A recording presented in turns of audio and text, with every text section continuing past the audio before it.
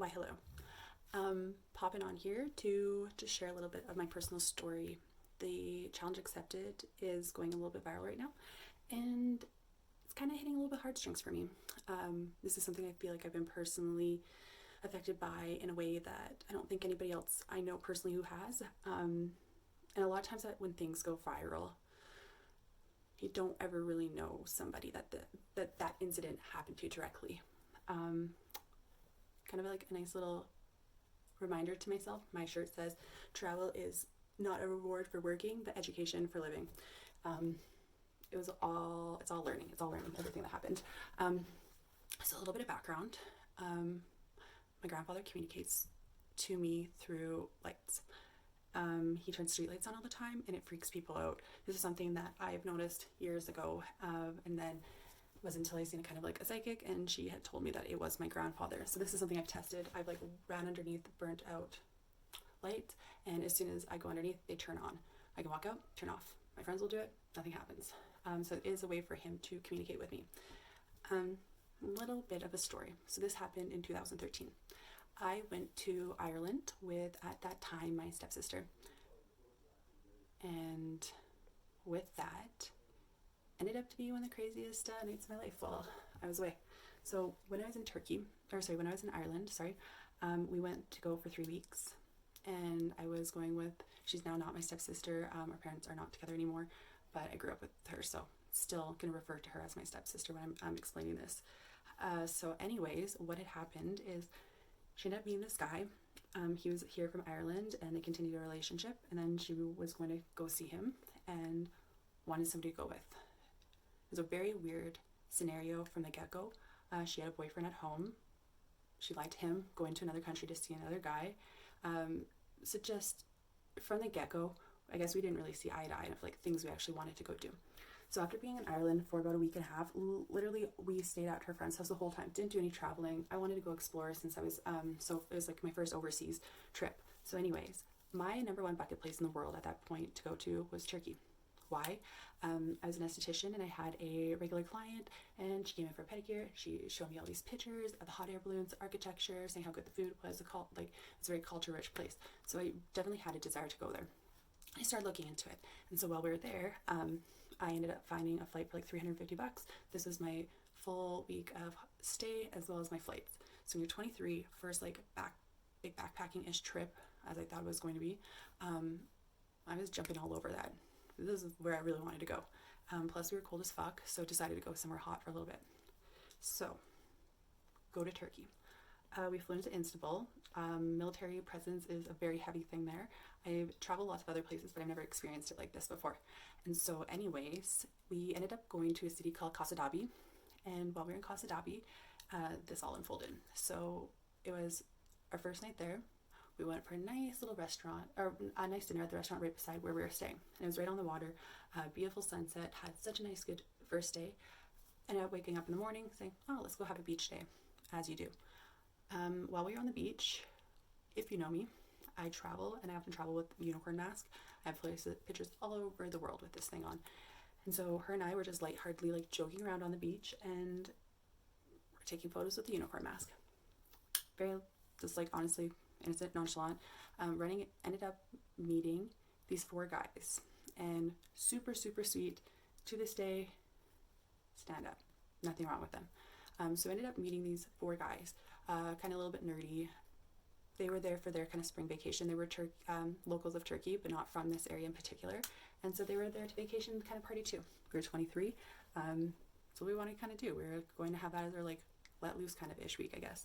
So anyways, we spent the whole day with these guys. We ended up going out for lunch with them.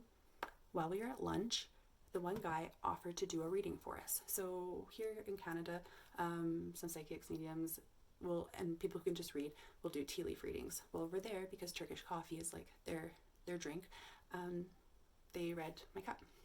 And first was my stepsister's, and hers was a white rabbit. And their message was, you gotta be careful. And then they read mine. I'm gonna put, have the picture.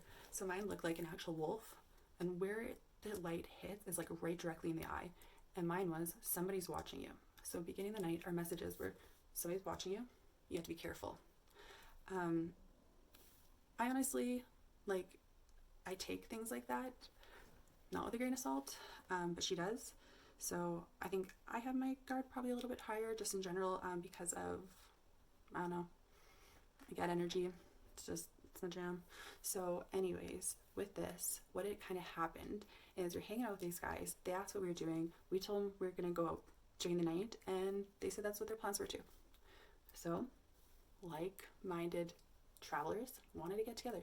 So, I ended up meeting up with these guys. We went to their hotel room and met with them. Just because I'm not going to tell people where I'm staying. And so we met up with them. They were only like a 15-20 minute walk of where we were actually staying. So we ended up walking over. No problem. Went up to their room. They just weren't ready yet. We were. They wanted to go out a little bit later than what we did. So as a kind of compromise, we said we're going to just go have a coffee and Bailey's. No big deal. We'll meet you guys in an hour. We'll be back here. So we left and we walked down the street.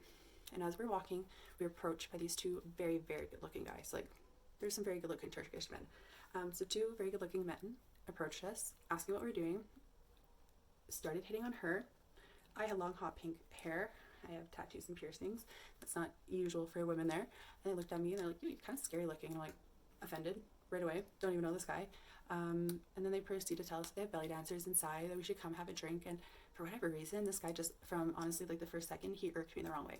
I was like, something about this guy's energy. I'm like, I don't know what's going on. But anyways, I'm like, whatever. So I sit down with her, and right off the bat, I asked for coffee and Bailey's. They bring me black coffee and whiskey, probably about half whiskey. Like, it was so strong, I didn't even end up drinking it. And I said, this isn't what I ordered. So they ended up coming back with these cocktails with the sprinklers, the umbrellas, all the fancy straws, and just sort of like pure ooh. And yeah, they had a belly dancer there. They're like trying to get me to go up and dance and stuff. And at this point, I'm annoyed. This guy's already offended me. I'm over it. I'm sitting there texting my boyfriend who's at home, and I was saying to him, like, I don't know what's up, but something is off. I feel uncomfortable. So just have your phone kind of by you. Just like, I just wanted to kind of warn him. So anyways, he's at home in Canada talking to his brother, and his brother's like, what the hell is she doing, girl with pink hair, walking around Turkey for? That's not a safe place. So that's always good to hear when you find out your spouse is having issues halfway around the world. And then all of a sudden she doesn't have service for hours. So we're sitting there, and it came to that hour point, and I was just ready to go. So at this point, I said to her, like, let's leave. And she proceeded to tell me that she was not going to come with me. She's going to go with these guys, and she'd meet me back at the hotel. I wasn't going to let that happen. So I kind of like bickered back and forth just a little bit, being like, come on, like, we already have made plans. We don't want to bail. Like, these guys are nice. Like, just come on. We can go another night. It's okay. You already have two boyfriends. Anyways, so at this point, what had happened was they told her, why would you go out with people who aren't from here? If you want to go experience the town, want to go to the best places. Me and my coworker, like this good-looking guy, me and my coworker are going to be going out after. Why don't you just stay and we'll take you out? We're just about off shift and we're going out anyways. So this is what she tells me. Pretty much it's her way or the highway. So I went with her way. And they brought us to 3 or 4 clubs. The very first one, it was all Turkish men who were older with Caucasian younger tourists. And there was a couple really good-looking Turkish men in there. So I am just like, spidey senses are going crazy. This isn't normal. This feels awkward. So anyways, I said I wasn't comfortable, wasn't having it, anything like that. And then ended up saying we're leaving.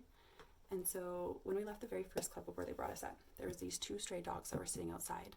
And I shit you not, I like let this dog smell me, and he's just like looked at me and started ripping me a new asshole. That I was dirty letting these dogs, I was like actually like petting these dogs, and he was like so offended. So I just like loved them even more. Next bar they brought us into, same thing, super, just like, no, we're leaving. Went in, dogs stay outside, came out, dogs were still there. From there, they proceeded to take us the very last club that they brought us to. I recognized a couple of the guys that were staying at our hotel who were on the same flight over from England. So I approached them and I said, I don't feel like I'm in a comfortable situation. I'm having problems with my stepsister. She's not going to come with me. These guys that we're with, I don't feel good about it. And I'm like, can we please just get a ride back with you? Like, let's split a cab. Just let me know when you're going to leave. So a little while later, they approached us saying, they're like, yeah, no problem. They approached me being like, hey, we're about to go. And at this point, she had no desire whatsoever to come with me. And so I'm like, this is it. I'm like, this is getting a little bit crazy. Like, let's go. And so then at this point, I said to myself, I'm like, I am so fucking annoyed. I was like literally about to leave her. I'm like, I just couldn't. So I said, she's like, one last place and then we'll go. And I looked at her and I'm like, one more place is all I will do. So the last place that they took us, and so as me, her, and these two guys and the two dogs were walking. I kept on noticing every club they brought us to was further off the strip and further away from people. So at this point, we're like walking and we're going into like a residential-ish area where there's no like club. There's nothing really there anymore. It's like pretty deserted. So I'm like, this is freaking, I don't know what's going on here. They ended up bringing us to this apartment building. And the apartment building I knew right away was a little bit off because there's no front door. You literally just like walked up staircases and then we went into, I think it was like third or fourth level, and we walked into a bedroom or like a living room. And in this living room, I remember there's like a little shitty coffee table with literally like a sheet over top, a little couch, and like a shitty chair. And they were sitting on the couch in this chair and they bring over this drink and it was like a warm licorice liquid and they wanted us to drink it and I wouldn't. I'm like, no, this is weird, because they weren't drinking it, they were drinking something else. And I'm like, you're not feeling like me. So they continued to take their clothes off and tried to get her and I to place in the bottle and pretty much hook up with them, is why they brought us back there. And I pulled her in the washroom. And so at this point, I hadn't been drinking because I was very uncomfortable. I knew something was wrong, and she was at this point like half pissed because she was just drinking with these guys all night. So anyways, pulled her in the washroom and I'm like, are you clicking in that something's happening right now? And she's like, yeah. Like, it finally clicked to her that maybe we're not in the best place. So after this, we looked at her and I'm like, we have to literally like get our shoes and run, like get out of this house, like don't say bye, no small talk, like just go. And she agreed. So I remember like keeping in mind we were going out clubbing that night. So I'm wearing a dress, like my hair's done, my makeup's done, we're wearing heels. We go to the washroom and like dart towards the door. They didn't even say anything to us or like recognize or like even acknowledge that it was clear that we were leaving. And so like we like bolt out the door. And I just remember it was marble staircase because it was like super, super slippery and we're like barefoot, like sweating because I'm nervous and stuff, and run out and get to the lobby. So her and I are like freaking speed walking with our dogs away from this place as fast as we can. And it didn't take us too long to realize how lost we actually were. But I started realizing that we were being followed. And who was following us? So we were being followed by two BMWs and what I would call a white rape van, the ones that you like literally like see people get kidnapped in. That was following me for about 20 minutes until I could feel them getting closer and closer and closer to the point where I couldn't deny that we were actually being followed. And then so as we're walking, I noticed it's like so dark, but you could see like silhouettes of people on phones who would kind of like appear in the window and then kind of back away. And like, I feel like I'm in a fucking movie at this point, trust me. At this point, we're walking and I see an alleyway. And I say to him, like, we need to run. Like, when we get up this alleyway, like, we're ducking it and we're running.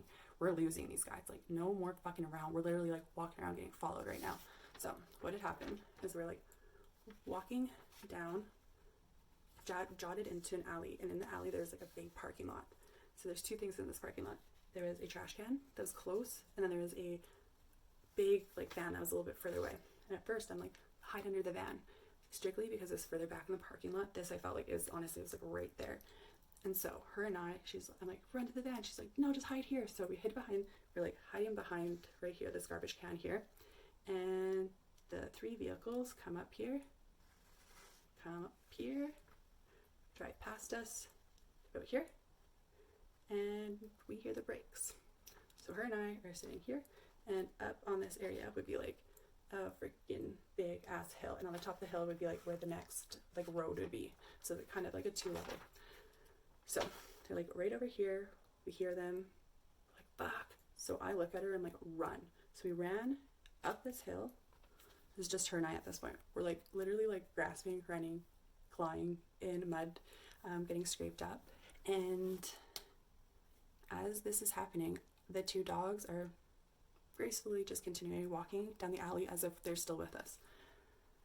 So we heard a car door open, and so we just like froze, And so we're watching this. We're actually physically watching them, being 3 men in suits, get out of these vehicles and start looking for us. First place that they looked was underneath the van. All we could think about is Taken, where the girl's underneath the bed and her feet get taken under from her and she gets pulled out. I literally seen guys looking for us. So as we're sitting there in the grass, sobbing, an absolute fucking mess, we hear something behind us. I'm like, ugh. Our dogs ran around the fucking block. An army crawled to us, like, didn't make a single noise. As soon as I realized it's the dogs, I thought that we're done. I thought that they're gonna give us away. I'm just like, oh fuck. Dogs laid beside us, did not leave our side, did not make a sound. We sat there for so long until like they were gone. Like, we were there a fucking minute.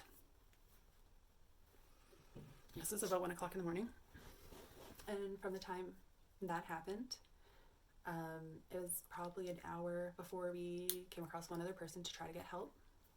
The only car that we seen in this time, it was like deserted. It was super, super weird. It was a cab, and we ran up, waving our arms, stopping them in the middle, crying, asking for help.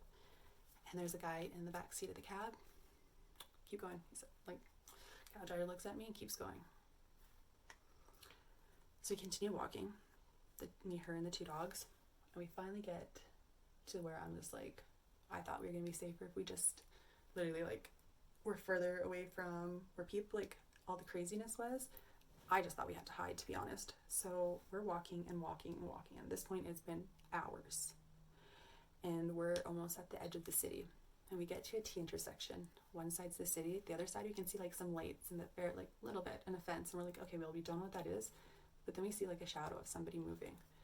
So we run over. Or I guess like when we were at the T intersection, yeah. So we like looked, we weren't sure. And so we're like looking at this, we're like, do we go this way? Like, first of all, we don't know who this person is. But anyways, so this fucking street light comes on. And I look at her and like, we have to go over here. And she's like, no, we have to go back towards the city. Like, we need to find help. I'm like, no, we have to go over here. A street light just came on. I know it sounds fucking crazy. My grandpa's saying, we have to go this way. I am going this way. We are going this way. So I ended up going to the left, and where we actually walked into was a cab company that was closed down. It was like, I don't know, this is like 4 something in the morning at this point. But we see this guy and we start yelling for help. He runs over, like we run to each other. He's like, what are you girls doing out here? You're not safe. Like, you're crazy. Where are you staying? And he made us get into his cab. We had to leave the dogs at this point at the cab place. Gas pedal all the way to the hotel. Took about 10 minutes to get there. Whole time he's just like, you are so lucky. So this is a local saying how lucky we are. Would not accept money from us, wouldn't accept a thing. He's just like, I just need to know that you girls are safe. And so we get to our hotel and walk in the door. And as we're walking the door, like, we're frantic. And but even more frantic are the front end desk people who rush over to us. We're like, where have you been? Somebody's been calling for you. Somebody keeps calling for you. I didn't know this at this point, but in conversation, she gave these guys not only hotel that we were staying at, but her room number and her full name. And these guys were calling to see if we made it back. So when they kept on saying that we weren't back, they're out looking for us. And so I continued to tell them what happened and said if anyone calls for us, we moved hotels. I said to them, we have no family member who know the actual location of where we're staying. They will now, but it was like our first full day there. So I said, nobody is to know that we're here. We've checked out if anybody calls. So at this point, they have no internet. It is shut down. And so I'm like, can I please go on the internet and just message my boyfriend? So I message him and I'm like, I need to talk to you. Within seconds, he replied to me. He's like, what's wrong? Keep in mind, we're like, this is like an 8 or 9 hour time difference. So he's like in a dead sleep, and I wake him up and had to be like, this just fucking happened, and text my mom. I'm like, this just happened.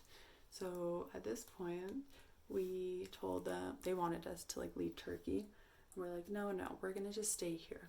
So the whole week that we were there, I sat on the balcony and watched Game of Thrones, and we went on one tour the whole time we were there. It's like a 40 something person tour, and I only would do it if there's lots of people, so I actually felt safe.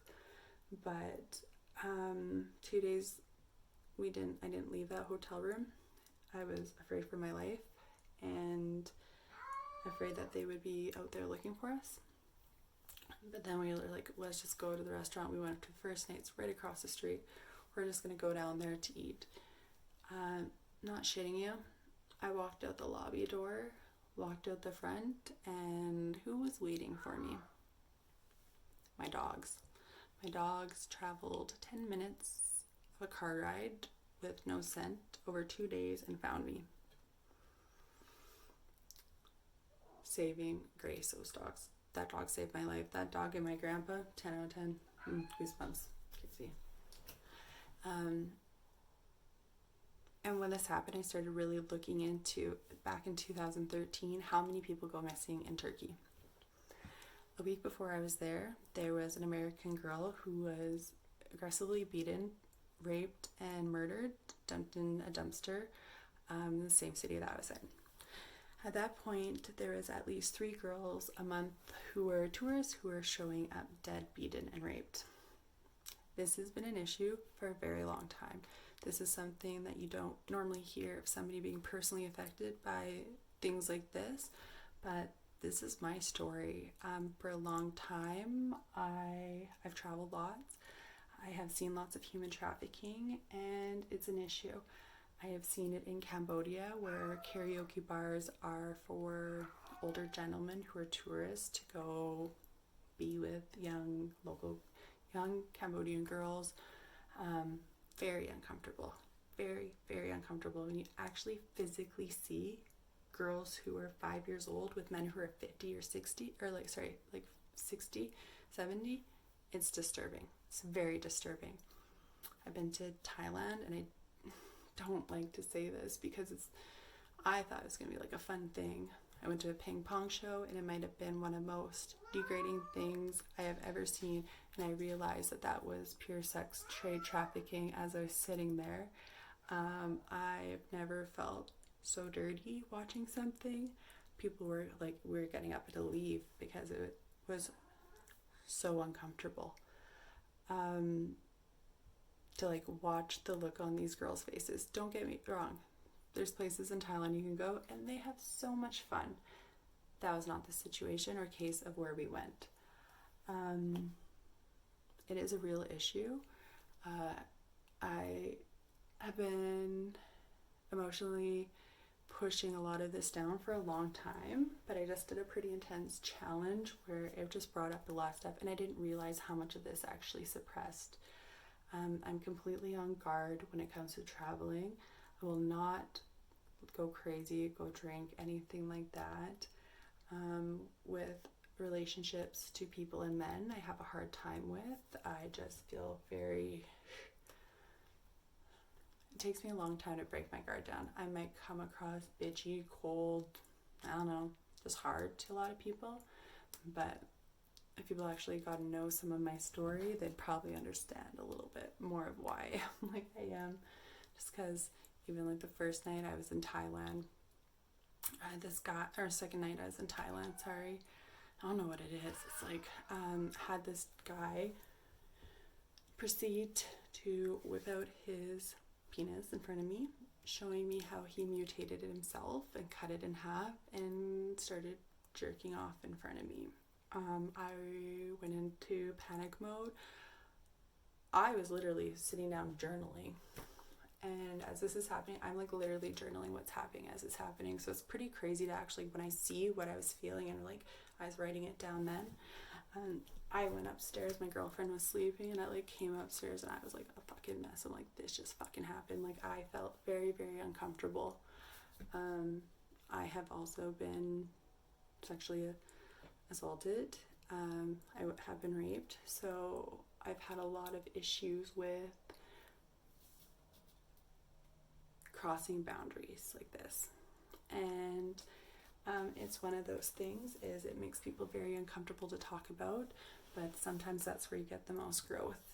This is something I've been suppressing for 7 years. I don't talk about it often, just because it's a lot of emotion to bring up.